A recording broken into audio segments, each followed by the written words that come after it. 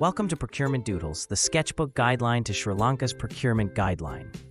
Today we will discuss the most critical part of this video series.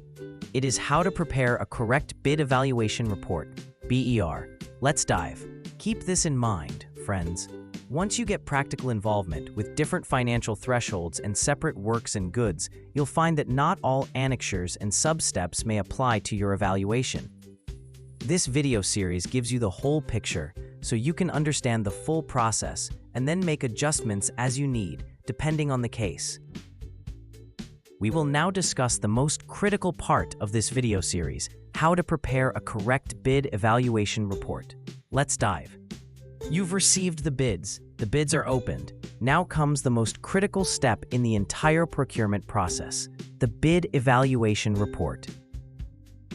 A poorly written BER can lead to appeals, delays, and even canceled contracts. But a correct, thorough BER, it builds trust, saves money, and gets projects moving. In this video, we will walk you through the 4 stages of bid evaluation, exactly as prescribed by the NPC, which we already covered earlier in this series. This time, we'll go step by step on how to write the bid evaluation report. By the end, you will know how to prepare a BER that is complete, compliant, and convincing. A bid evaluation report is not just a formality. It is the official document that explains how you evaluated bids, why you made certain decisions, and who you recommend for contract award.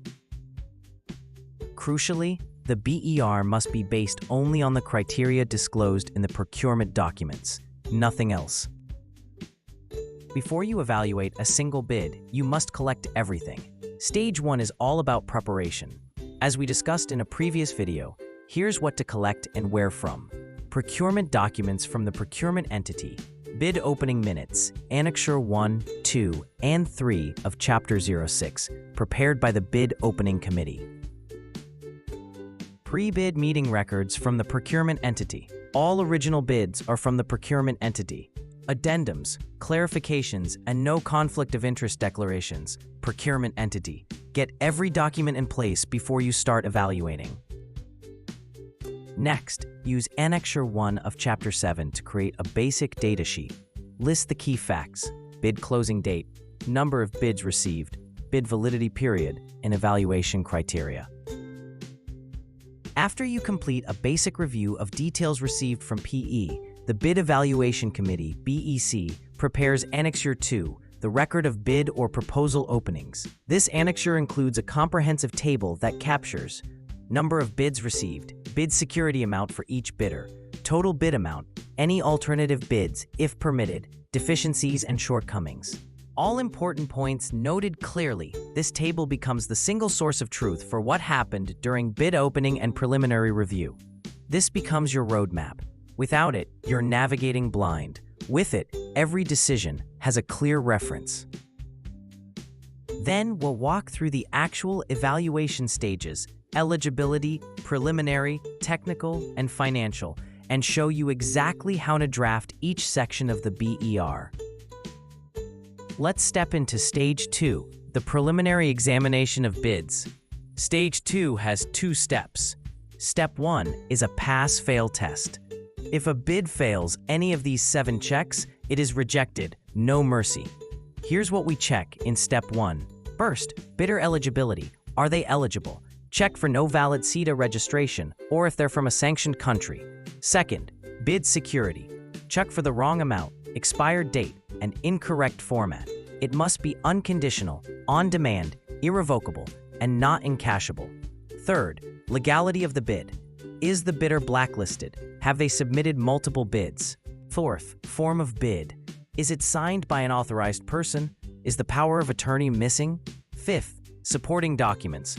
Are all required documents attached? Sixth, completeness. Is the bid fully completed?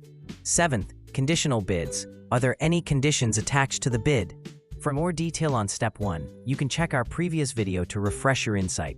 Now, use Annexure III of Chapter 07 to document this entire step. It's the official form for the examination of completeness of bid proposal documents.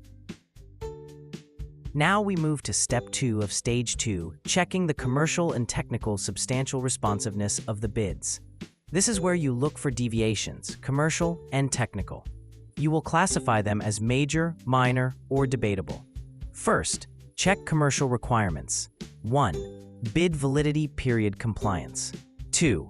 Critical delivery, work schedule compliance. 3. Minimum evaluation criteria compliance. 4. Price adjustment formula acceptance. Use Annexure IV of Chapter 7, examination of substantial responsiveness of the bids, commercial terms and conditions for goods and services, or Annexure IV for works. These annexures must be prepared by the Bid Evaluation Committee, BEC. Next, check technical requirements. Full scope compliance, technical specifications, plant capacity, standards. Test reports for critical equipment, warranty and after-sales service compliance. Based on the above, the BEC prepares Annexure V of Chapter 7. Now, deviations. Major deviations mean immediate rejection. Minor deviations are acceptable, but you must put a monetary value on them for fair comparison. Debatable deviations need careful judgment, and your justification must be written down. When Stage 2 is completed, the BEC can identify all substantially responsive bidders. Those bids will then be taken to detailed bid evaluation, which is Stage 3 of the bid evaluation process. For a deeper understanding of Stage 2 and deviations, check our previous video. Stage 3 is where we calculate the true evaluated price for each substantially responsive bid. Follow these 13 steps in sequence. 1. Exclude VAT, contingencies, and provisional sums. 2. Correction of arithmetical errors. 3. Application of applicable discount. 4. Adjustment for omissions. 5. Adjustment for delivery periods. 6. Adjustment for acceptable financially quantifiable deviations. 7. Adjustment for inland transportation. 8. Life cycle costing calculations. 9. Application of domestic preference. 10. Conversion to common currency. 11. After-sales services evaluation. 12. Treatment for unrealistic bid prices. 13. Clarifications during evaluation. Next, the Bid Evaluation Committee prepares Annexure VIII for all substantially responsive bids or proposals for works contracts. Annexure VIB for goods. If domestic preference applies, the BEC prepares 2 additional tables. Annexure VIIa for goods. Annexure VIIb for works. All these annexures must be prepared by the Bid Evaluation Committee. After these 13 steps, you have the evaluated price for each substantially responsive bidder. Remember, the lowest evaluated bid is not necessarily the lowest quoted bid. Now, Stage 4. For a deeper understanding of Stage 3 and domestic preference, check out our previous videos. Now, Stage 4, Final Determination. Step 1. Examine unbalanced bids. An unbalanced bid may have front-loading, high prices for early work, or inflated prices for items where quantities might increase. For contracts above 750 million rupees, and for smaller contracts, there are 2 different methods to handle this. You can check Stage 4 in our previous video. Step 2. Post-qualification. Verify that the lowest evaluated bidder actually has the capacity to perform. Check CIDA registration for work contracts. Verify financial statements, cash flow, key personnel, and past experience, using only the criteria disclosed in the procurement documents. If the lowest bidder fails post-qualification, move to the next lowest evaluated bidder and repeat. Step 3. Alternative bids if permitted. Check these before finalizing. Final step. After all checks, you have the substantially responsive lowest evaluated bidder. Prepare your bid evaluation report using the format in Annexure VIII. Include all tables, justifications, and any dissenting comments. Then submit it to the Procurement Committee for their determination. The bid evaluation report is your proof that the procurement was done right. Follow the 4 stages, use the annexures, document everything, and always, always base your decisions on the procurement documents alone. We've covered how to write a bid evaluation report. A correct BER builds trust and keeps projects moving. See you in the next video. Stay tuned to Procurement Doodles. Thank you for watching. Hey, If you want to never miss a future upload, hit that red subscribe button, then click the bell icon right next to it. From the pop-up, choose All Notifications. That way, every time we drop a new video, you'll get an instant alert. Let's grow together. Subscribe and turn on the bell now.